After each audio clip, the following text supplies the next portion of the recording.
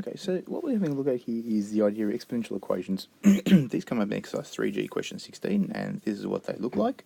But they also come up in exercise 3M. So the skills we cover here are applicable to stuff in 3M, which will then help you with your upcoming test. So basically what we're doing is we're looking at how we can write these different things and we can solve for x. Right now we've only been doing expressions, we've only been simplifying. But what we're going to do now, we're actually going to be solving for x in these different equations. So basically what we want to be able to find out what these values of x are so that this happens to this base. So let's say we start with this. We've got 1 over 2 to the power of x, and we've got 1. That equals 1. So what we want to do, we want to find out what x equals.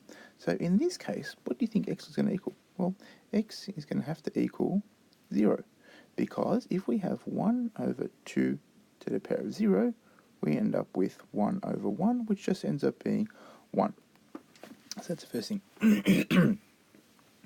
Okay, now for this, we've got 5. Okay, so for this next one, we've got 5, and then x minus 2 is our power, and then we've got 1 over 25. What we want to do, we want to write this thing here as a power, as a base of this here, with this base. So we know that 5, so we've got 5, x minus 2,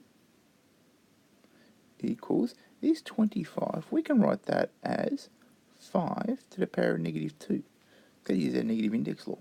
And now that we've got the same base, we've got 5 and we've got 5, what that means is that we can write down x minus 2 equals negative 2. So it's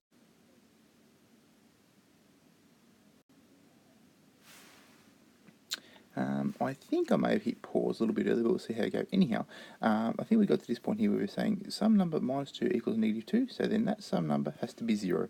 That's where we go about solving that. Now, over here, we've got a little bit more going on here. So the idea here is that once again, we want to write this is our base, this is our power, this is our base. We want to write this base, so we want to write this as expressions of these bases here. So this 25, we want to write that as 5 squared because that's what it is. And then 4, we want to write that as 2 squared. But instead of writing 2 squared, I wrote 2 to the power of 4. I'm going to fix that up. I'm going to cross out that 4, and I'm going to put a 2. Now, it doesn't matter what we do. 2 to any power will not give us 5.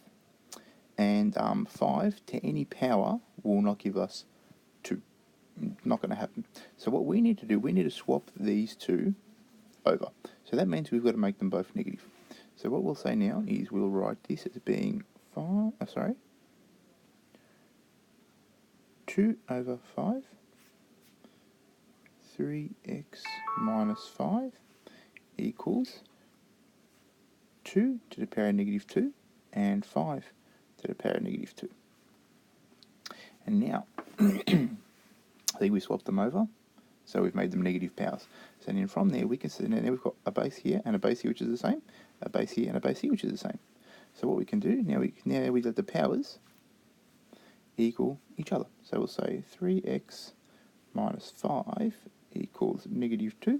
So then we solve for x. Bring this 5 over to the other side.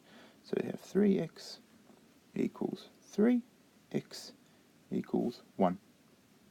And then we can check it by substituting this back into there. So what we can say is that 3 times 1 gives us 3, minus 5 gives us negative 2, 2 to the power of negative 2 gives us 4, or 1 over 4, and likewise for the 5. So that's the steps that we need to take. So it's the idea of writing whatever it is as the same base as what we're working with, and then from there letting the exponents or the indices equal each other.